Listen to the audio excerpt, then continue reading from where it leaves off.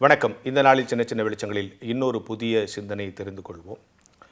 இந்த இளைஞர்களை அவன் ஃப்ரெண்ட்ஸ் ஏதாவது கேட்டால், இல்லைடா எங்கள் அப்பா அம்மாவை கேட்டு சொல்கிறேன் அப்படின்னு சொல்லுவான் இல்லையா?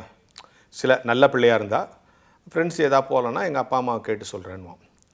திருமணமான பிறகு அவன் வீட்டில் கேட்டு சொல்கிறேன்னுவான். ஒய்ஃப் என்ன சொல்லுவான்? எங்கள் வீட்டில் இப்படி சொல்கிறாங்கடா. பெரும்பாலான கணவன்கள் பிறரிடத்துல பேசும்போது அவங்க ஒய்ஃபை எங்கள் வீட்டில் இப்படி சொல்கிறாங்கங்க, எங்கள் வீட்டில் ரொம்ப கோச்சிக்கிறாங்கன்னு. அதாவது கல்யாணமான பிறகு ஒய்ஃபே வீடு ஆகிடுது, அதை தவிர வேறு ஒன்றும் இல்லை அப்படிங்கிற மாதிரி ஒன்று.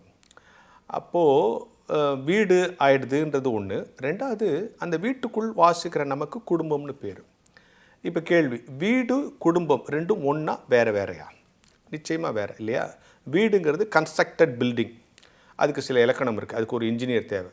அவர் இப்படி ஹால் இருக்கணும், இப்படி பால்கனி இருக்கணும், இப்படி கிச்சன் இருக்கணும், அப்படி இப்போ வாஸ்துலாம் கூட பார்க்குறாங்க. அப்போ வீடினுடைய இலக்கணம் வேறு, குடும்பத்தினுடைய இலக்கணம் என்பது வேறு இல்லையா? வீடு என்பது எல்லா புற வசதிகளையும் நமக்கு தருவதாக இருக்க வேண்டும். குடும்பம் என்பது எல்லா அகவசதிகளையும் நமக்கு தருவதாக இருக்க வேண்டும். அப்போது நல்ல வசதியற்ற வீடில் கூட வாழ்ந்து முடியும். ஆனால் பொருத்தமற்ற குடும்பங்களில் பிரச்சனை இருக்கும், மகிழ்ச்சி இருக்காது. அப்போ வீடு என்பது வேறு, குடும்பம் என்பது வேறு. அப்போ ஒரு குடும்பம் எப்படி நடத்தப்பட வேண்டும், அல்லது ஒரு குடும்பத்திற்கான இலக்கணம் என்ன? சுந்தர் பிச்சை, நம்ம எல்லாரும் அவரை பற்றி நிறைய கேள்விப்பட்டிருக்கோம். நம்ம தமிழகத்தின் பெருமை. அவர் அறிவியல் ரீதியாக பல விஷயங்கள் சொல்லியிருக்கார். ஆனால் ஃபேமிலியை பற்றி ஒரு அழகான செய்தி சொல்லியிருக்கார். Life is a game with 5 balls. வாழ்க்கை இருக்குதே ஒரு 5 பந்துகளோடு கூடி வைத்து விளையாடக்கூடிய ஒரு விளையாட்டு அப்படின்ட்டு சொல்லிவிட்டு அடுத்தது சொல்கிறாரு, அதில் 4 balls ரப்பர் பால், ஒரு பால் தான் கிளாஸ் பால். அதாவது 4 ரப்பர் பந்துகளும் ஒரு கண்ணாடி பந்துகளும் உள்ள விளையாட்டு தான் லைஃபு. என்ன அந்த 5 balls? முதல்ல அவர் சொல்கிறது என்னென்னா, வேலை ஒரு பால், ஃபேமிலி ஒரு பால், அடுத்தது ஃப்ரெண்ட்ஸு ஒரு பால், ஹெல்த்து ஒரு பால், நம்முடைய ஆன்மா சோல் ஒரு பால். இந்த 5 பால். இதில் இந்த சோலை தவிர மற்ற எல்லாமே ரப்பர் பாலம்.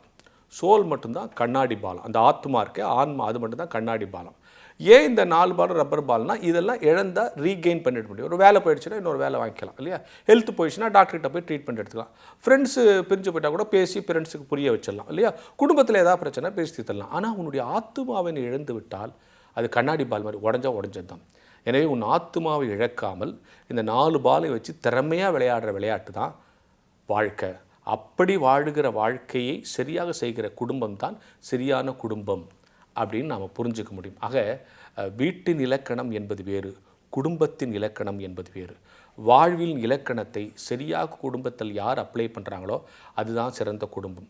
வீட்டில் எவ்வளோ வசதிகள் இருந்தாலும், எவ்வளோ பெரிய வீடு கட்டியிருந்தாலும், நல்ல ஆர்கிடெக்ட் வச்சு, நல்ல இன்ஜினியரை வச்சு, நல்ல இன்ஃப்ராஸ்ட்ரக்சர் இருந்தால் கூட உள்ளே இருக்கிற குடும்பம் சொன்ன இந்த இலக்கணங்களில் தவறி போய்விட்டால் அந்த குடும்பம் எவ்வளோ வசதியான வீட்டில் வாழ்ந்தாலும் சிறப்புடையதாக இருக்காது. எனவே வீட்டின் இலக்கணம் வேறு, குடும்பத்தின் இலக்கணம் வேறு. வாழ்வில் இலக்கணம் எது? 5 பந்துகளை கூடிய விளையாட்டு, 4 பந்து ரப்பர் பந்து, ஒரு பந்து கண்ணாடி பந்து. அந்த கண்ணாடி பந்து தான் உடைய ஆத்மா. அது உடஞ்சிருச்சுன்னா ரீகெயின் பண்ணுறது கஷ்டம்.